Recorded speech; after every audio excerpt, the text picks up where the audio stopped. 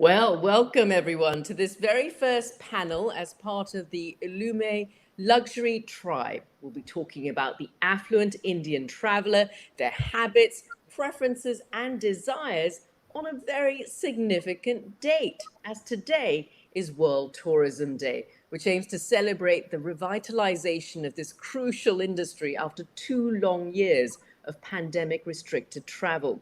Well, today I'm joined by Rakhee Lalvani, consultant from the Indian Hotels Company Limited and founder of RLA Communications.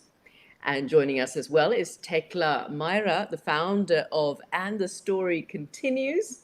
And finally, we've got Christine Gold Luczak, the founder and managing director of Heaven's Portfolio.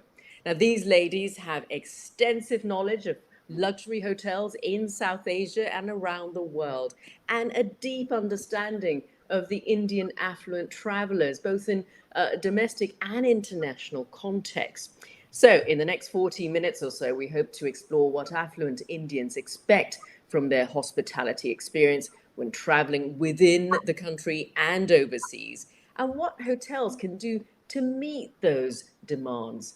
And remember, do go ahead and ask your questions in the Q&A, and I'll aim to get to them at the end of the session. Well, first off, let's start with this crucial question. I mean, I've always been fascinated. How does Indian hospitality differ from hospitality in other countries? What is the essence of Indian hospitality? Well, let's start with you, Tekla. Okay, well, great to be on this panel and hope I can contribute something. I know you said, Sharanjit, that we're experts, but honestly, we're learning every day, especially in this ever so dynamic market. But yes, going back to hospitality, I would say there are three elements in the hospitality business. One is the Western hospitality, which is very functional, very process oriented, and has been around for many years. In the late 80s, we started to hear, or at least I started to hear about what we call Asian hospitality, where the cultural part of it really came into play, the warmth, the graciousness, and everything. And that's when also the Asian hotel brands started making their foray into the Western world and started setting up hotels there. But having said that, I have to say that Indian hospitality has had its own place for many, many years.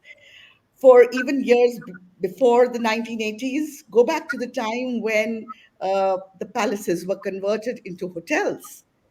That was royalty and that was luxury hospitality coming into play. We've really created a niche of our own and continue to do so. Yes, we've learned a lot from the Western world in terms of the processes, but we have not forgotten the warmth and things that come from the heart. I mean, look at the welcome when you walk into any hotel. It's different when you walk into South India, it's different when you walk into North India. Uh, you're always in for a surprise, so it's different. And yet, when you see the people who are behind the counter checking you in, you can see that the passion comes from within. And I think that's very, very important. So here I would say I would draw a comparison between Asian hospitality and Indian hospitality. One thing that I'm proud of, and I say that, is language is not a barrier for us. So, that's True. something we're able to communicate.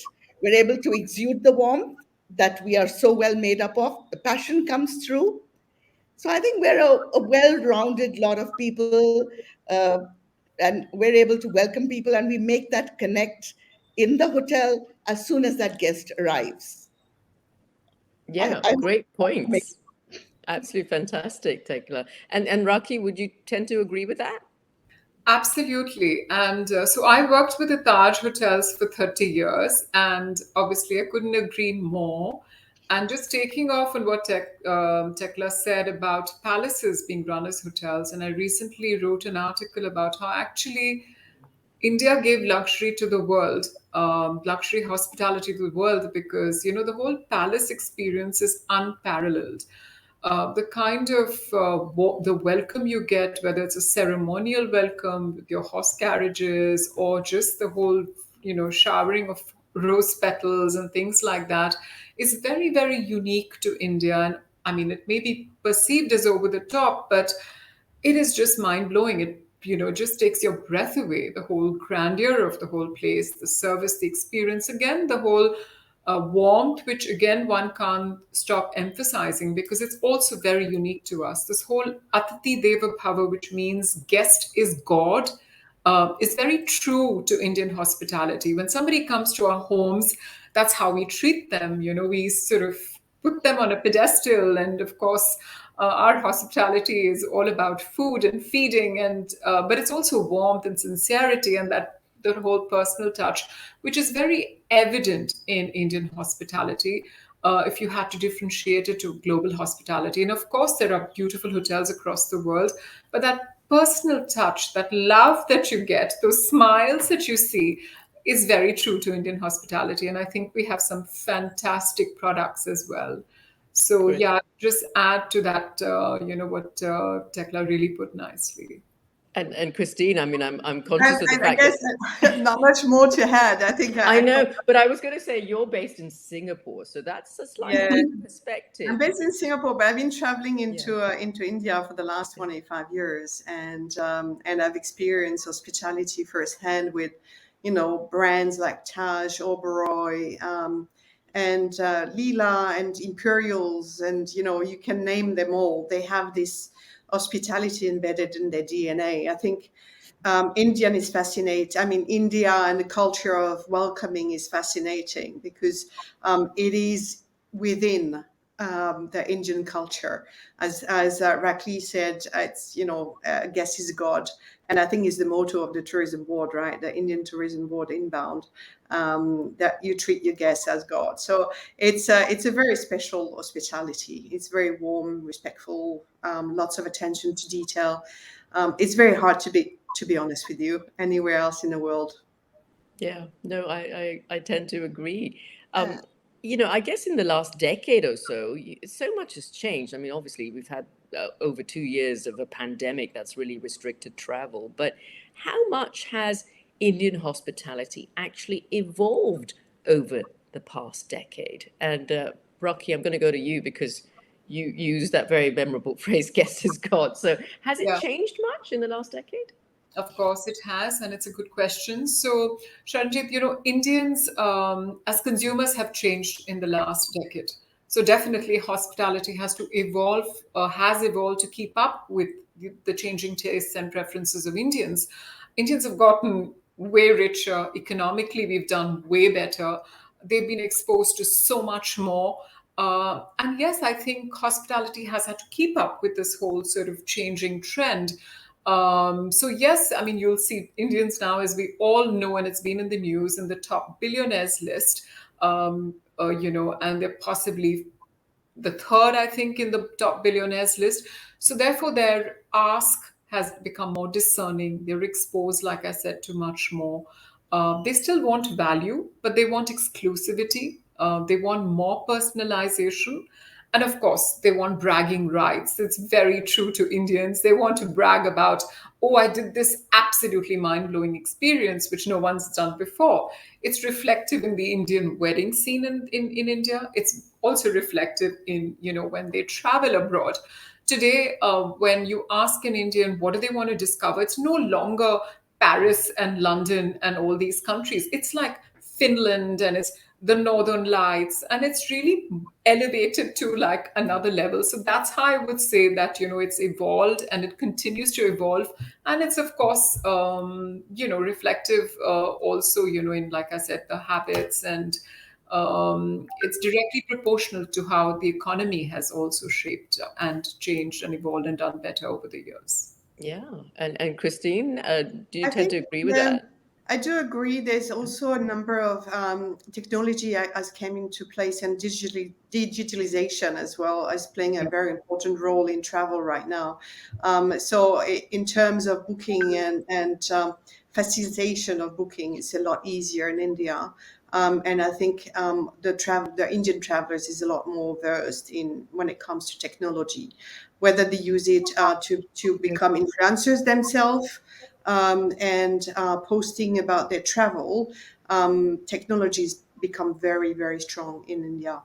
Yeah, I mean, you've got the whole social media element, which is Yeah. key to those bragging rights, isn't it? Now, I mean, it's really interesting as well. I mean, you mentioned there's a sense of, adventurousness as well, which perhaps wasn't there more than a decade ago. I mean, Tekla, what have you seen in your experience?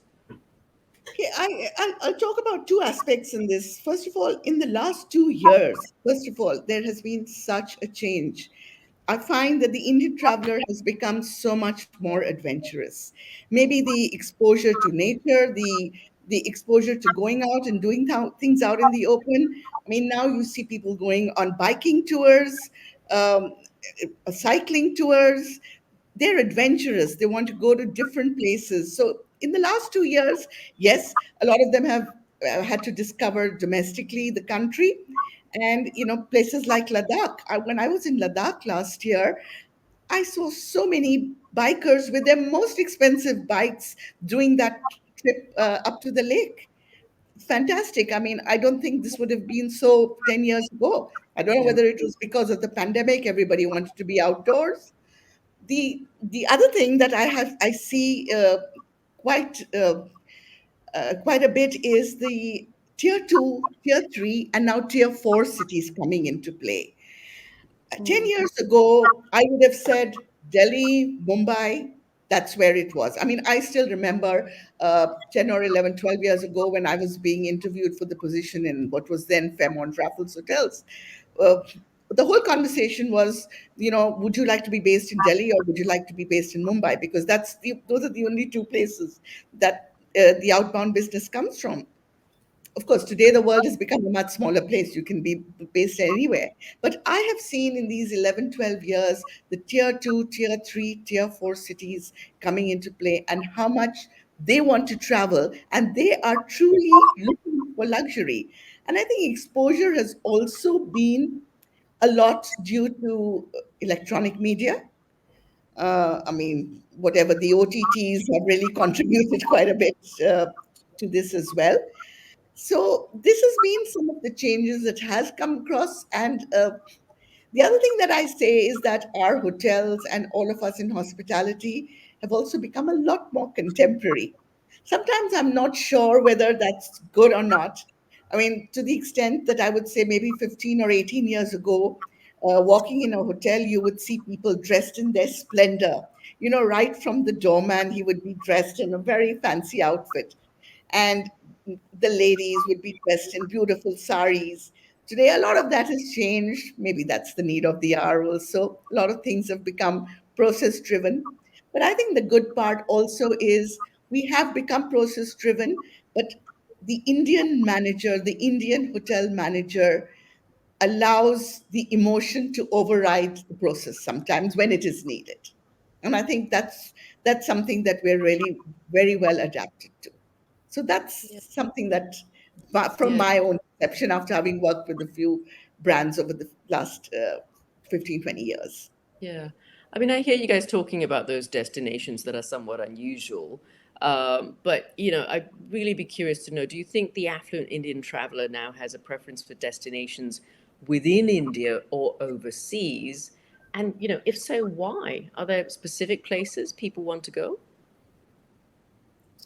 Uh, can I answer the Yeah, question? Tekla, do you want to take that? I'll take that. Um, I think it's a mix of both. The last 2 years has changed a lot. And the last 2 years have changed to the extent that the Indian traveler has wanted by force, and has by force has had to do it, but has discovered how much India has to offer.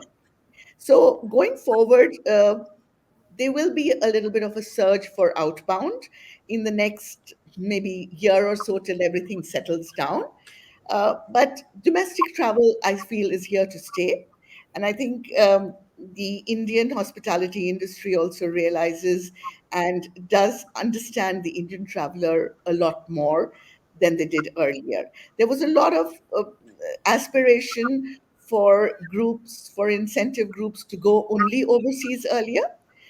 There's going to be a good blend and a good mix moving forward. And I think people have understood that we have some of the best hotels. I mean, some of the ratings in publications also show that some of the best hotels are in India. So that will continue. And yet the outbound business will continue. I was reading the other day that 2035, they're expecting 70 million Indian outbound travelers. Wow, that's really a lot. Wow, that's gone up from 25 million.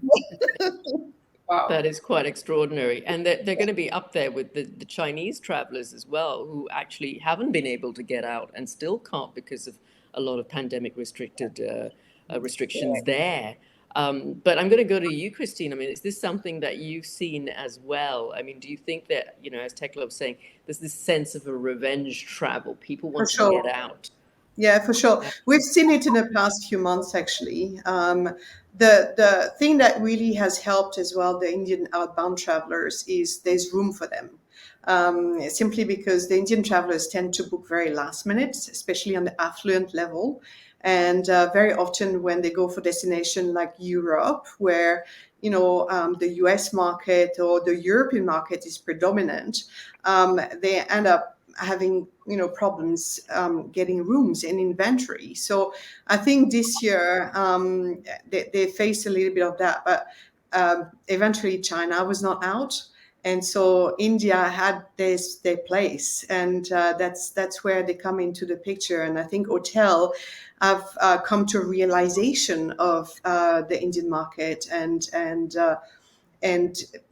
made a lot of effort in understanding the market, coming to India and visiting our partners here in India. Now, the preference in terms of destination, I think it's really boils down on accessibility and direct flights. I think any Indian travelers want to go to a place quickly. They don't want to waste much time in transportation and many different destinations where they have to stop over. So I think direct flights is important. The choice of activities as well, because I think the affluent travelers want to do diverse activities. They don't want to be doing the same thing every day. Shopping is another option that really they're looking forward when they travel outside of India. So if this is, part of the destination's offering, the affluent travelers will definitely from India travel to this destination. But most important, I think they have rooms and they have a voice now in the travel scene, which is a great change. I think we in the past relied so much on other markets in Asia. We are now able to diversify. Yeah, that's fascinating. Now, Rakhee, you mentioned those amazing palace hotels, and of course, who Yeah. wouldn't want to go and visit those within India? But are you sensing this urge because of, the pandemic and all the restrictions? There's this need for people to get out. Absolutely. And just to add, so I want to make different points so that it's not repetitive. Three things. One is Maldives became like the biggest sort of, hottest destination for Indians during the pandemic, and even continues to be right now in terms of, just wanting to be with nature and, sort of have their beach holidays not in an over tourism kind of location. We saw that a lot. Domestic tourism absolutely is here to stay. We saw driving vacations, which have become very popular, that weren't so popular, and that pandemic sort of gave rise to. So people are discovering locations closer to the cities that they're located in, and a big game-changing trend for hospitality has been staycations. I mean, a lot of people who realize that perhaps they didn't want to take those flights, they didn't want to sort of even drive, they were checking into hotels, for vacations again, because they felt, okay, they needed a break, they don't have the time, but let's check into hospitality. So this whole revenge travel has also created new segments of travel, like driving vacations as well as staycations, which has sort of, helped boost hotel business and, sort of the whole tourism sector. So I just wanted to add to that. That's really interesting. It's really fascinating what you said about the Maldives as well, because I was just Yeah. there about 2 months ago when they were celebrating 50 years of tourism in the Maldives, and of course it was countries like that. They were coming up with innovative ideas during the pandemic to make sure there were vaccinations upon arrival, for instance. So I guess that would be something that would really appeal to a lot of Indian travelers. They gave that assurance to travelers, which was a big plus. So That's yes. right, absolutely.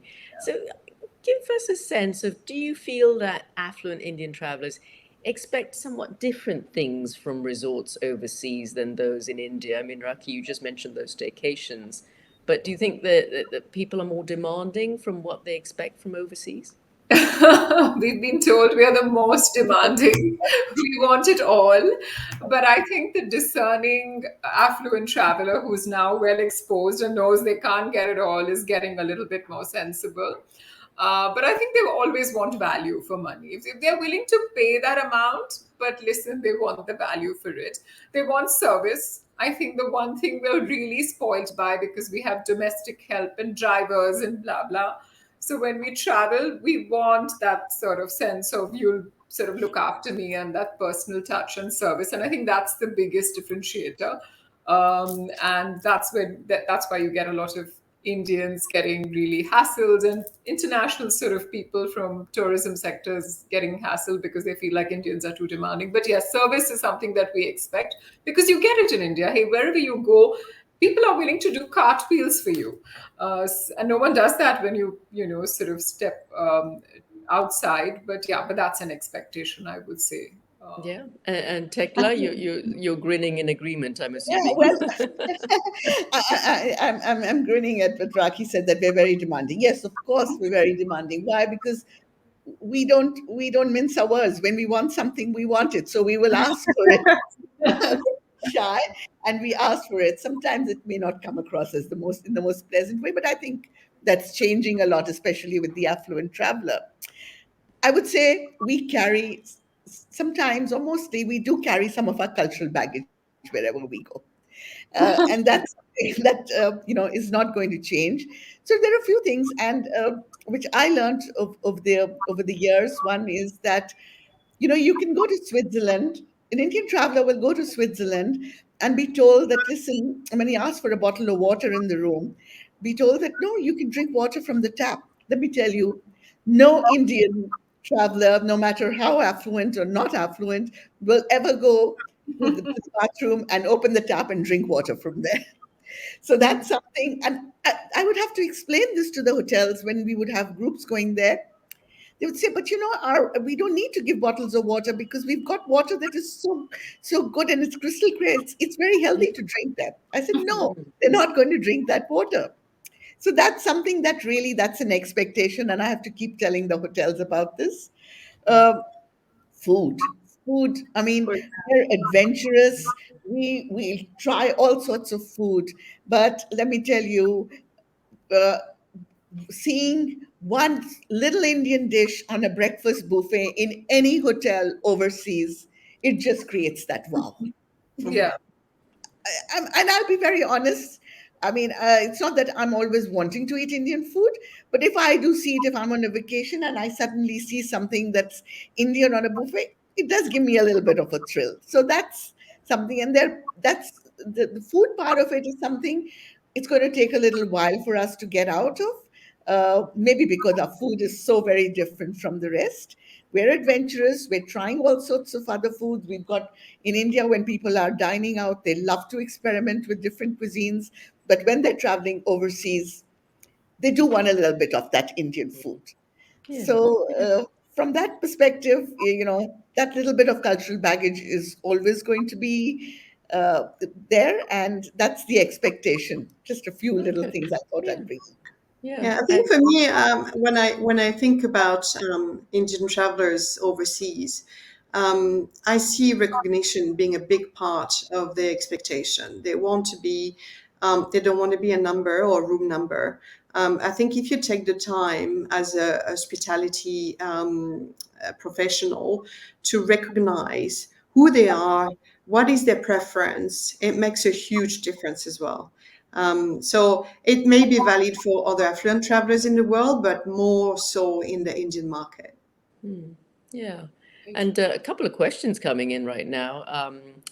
I think this one's been answered, but I'd still like to ask it anyway because I think it relates to what you've just said. Will Indian affluent travelers be keen to explore newer, uncommon destinations post-pandemic, or would they prefer visiting the same ones again for a new experience? I think that's interesting, isn't it? Because when you go back to some place that you love and you know well, there's always that sense of familiarity that is always so reassuring. But what do you tend to see now? Is there a change in behavior just because there is this pent up demand to get out and experience new things post pandemic? Yeah, well, Yeah. I would say certainly. May I answer that question? Yeah, go Shall ahead, Tekla. Yeah. I think we've always wanted to explore newer destinations. And I think more so after the pandemic.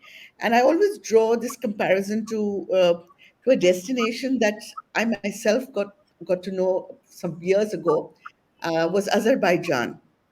And I was at that time, I was with the Fairmont, and we had a new hotel, Fairmont Baku, coming up. And I myself learned about that destination. And when I went there, I came back and I said, I don't even know who's going to ever go to a place like Baku.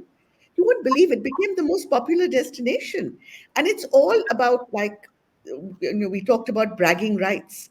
Someone went up there, talked about it, put it on Instagram, put it all across social media. It was trending. And that's how it is. I mean, things come into fashion. So it's always been that people are wanting to discover new destinations. I think it was either Rakhee or Christine who said they don't want to go to the Paris and the Londons. Yes, they'll still want to go there, of course. That's part of the agenda during the year. But they will always put one or two things that are on their bucket list, which are unusual, and more so now because nobody knows what tomorrow holds. And I think that's some realization that has come to us uh, quite consistently. So Yeah, yes, there will be yeah, newer. very true. Yeah, Very there will. true. We do work in our portfolio. We have hotels in Peru, for example, or Africa. Not that these destinations are new, but they're out of the beaten track. And we see the affluent travelers really looking forward to these kind of experiences, for sure.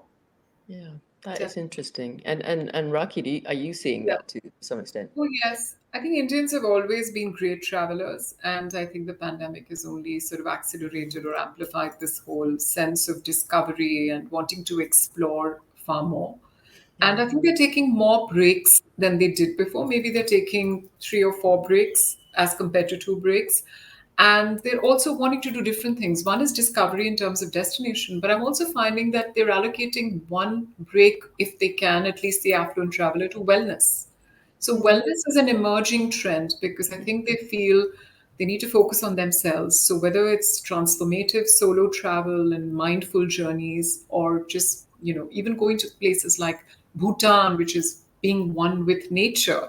Bhutan tourism just opened up yesterday, and we're sort of representing them for PR. So we've seen a lot of interest because they're doing something great with sustainability. They're actually imposing a sustainability fee because they want to give back to the environment. We're finding discerning Indians wanting to do that kind of sort of holiday as well, along with wellness, Yeah. like I said, is an emerging trend. So yes, more exploratory holidays as well as new forms of travel have emerged. Yeah, that's really fascinating. And I love the fact that you said sustainability. That's really fascinating Yes, because yes, that brings up, Tekla, you were talking about how Indian travelers want their bottles of water. That puts a different kind of pressure on a lot of these resorts and hotels now because they have to think about the plastic pollution in those yes. water bottles as well to some extent. And there are lots more glass bottles being offered, etc., as an alternative. So there's all kinds of pressures on these resorts now, aren't there? Yeah, there are, but I see a lot of the hotels now resorting to glass bottles. Yes.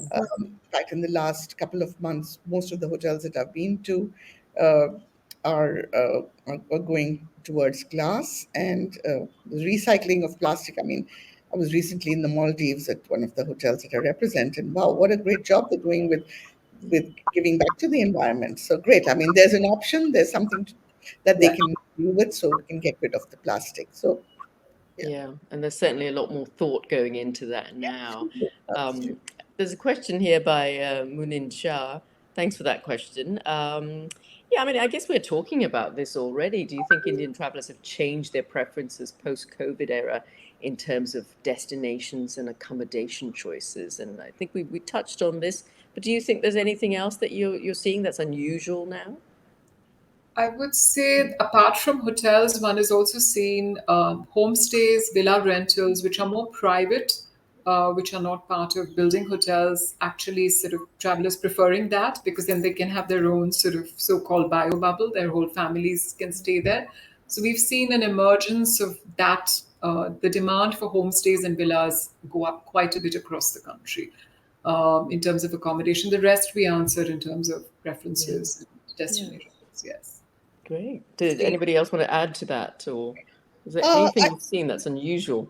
I just wanted to add one more thing. It may not be Mm. related to hotels, but I was at an airport the other day, and while I was checking in, the person in front of me was checking in and asking the person at the counter. Uh, so I bought two seats. I hope you've got that right. I've got both the seats. So I realized that this is a trend that people are wanting to buy the seat right next to them, maybe COVID or whatever. I mean, I don't know how long that is going to last, but that was an interesting trend. So I even asked the gentleman when I was checking in. I said, "Is this happening a lot?" So he said, "Yeah, it does happen. It's suddenly people are starting to buy two seats." So I was Absolutely reading the right. affluent. Yeah. Yes. Yeah. You really have to be affluent to do that, don't I you? know. Especially if it's business class. That's true luxury. That's true luxury, and it's superb Yeah. for the airline business. Yeah, yeah, that's true. Very interesting.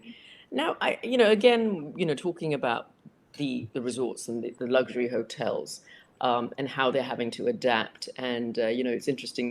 Somebody mentioned the Indian wedding industry as a thing that, of course, a lot of people are focused on. But what are some of the measures that luxury hotels should undertake specifically for affluent Indian travelers? Is there anything specific that they do for an Indian traveler? And as we heard earlier, they can be demanding.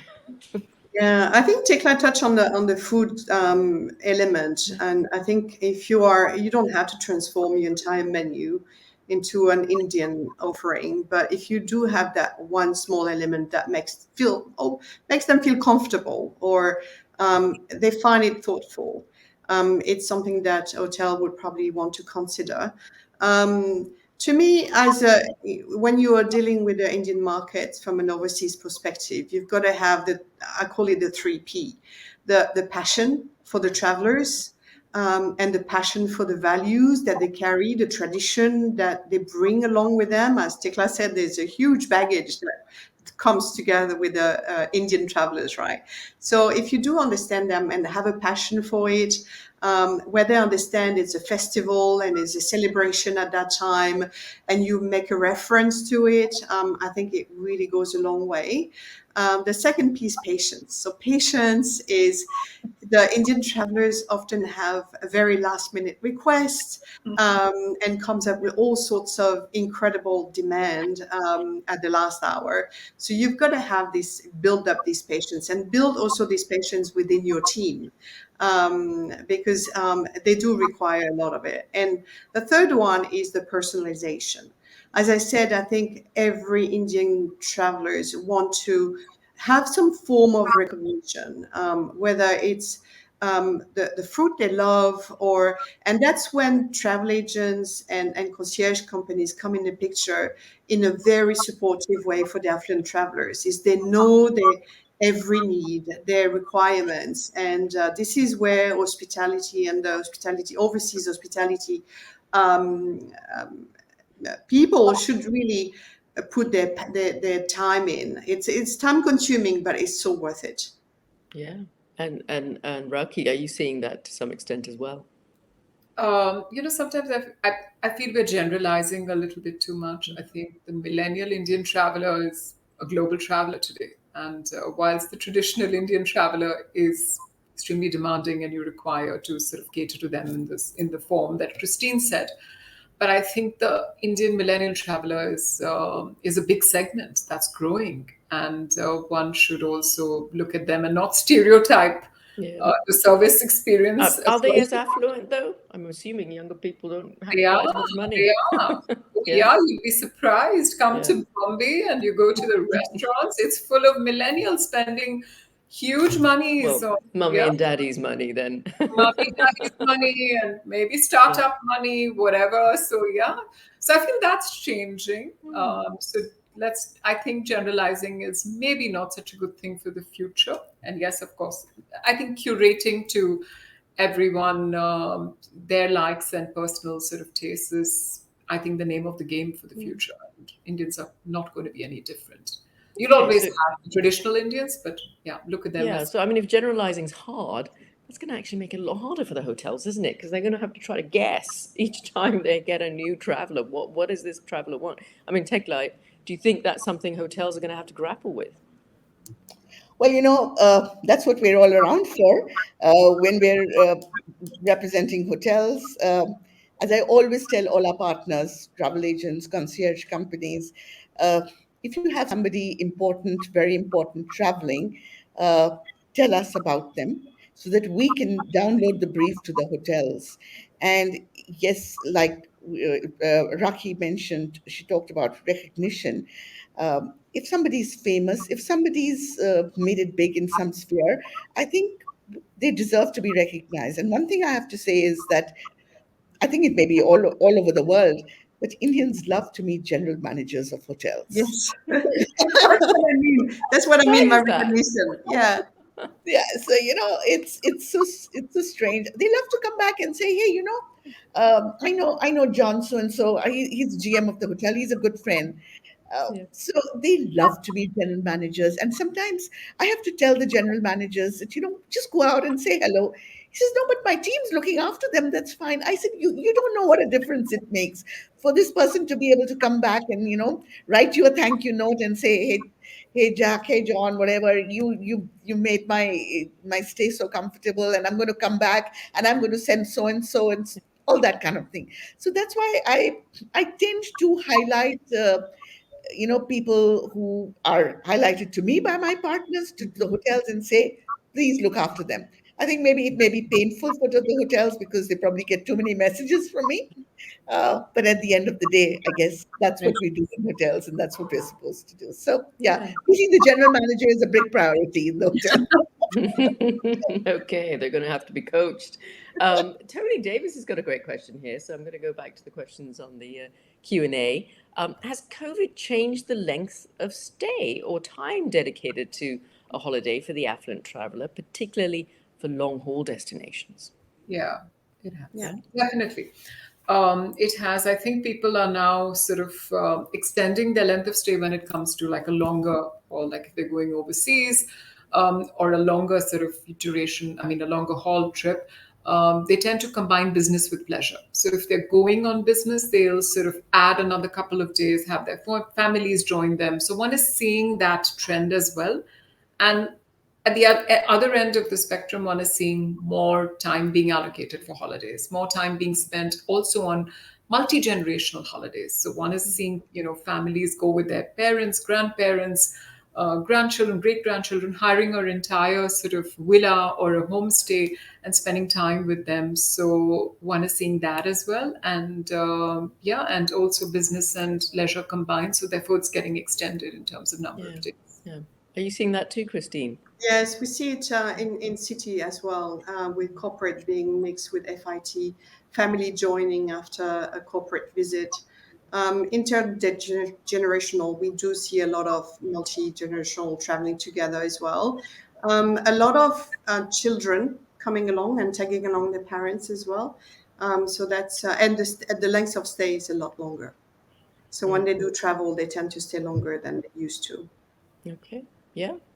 Yeah. We've only got 3 minutes, so I'm going to go race through these questions now because there's another question here. Seeing as we're sticking to this idea of long haul destinations, Seema Kadam asks if how do you think long haul destinations be positioned for the affluent traveller, specifically in terms of experiences? So if we can do this quickly because we're running out of time. Who would like to take this, Tekla? Yeah, sure. Yeah. Uh, every destination has their own signature experiences. Whether it's Canada, the US, Peru, they all have these signature experiences. And I think, considering the length of stay is increasing, I think a lot more focus has to be put on that to present this in the itinerary to make it more interesting. Uh, it'll increase the stay, it'll increase the length of stay, it'll bring more people back there because people come back and talk about it. And Yeah. Instagrammable experiences, I think, are going to be really, really important. Wonderful. Now, in a quick 10 seconds, we're going to have to wrap up. From each of you, I want predictions. What do you see as the biggest trend for affluent Indian travelers? 2 words, if you can. Let's start with you, Rakhee. I think quality and definitely discovery. Okay, Christine. Oh gosh, that's a difficult one.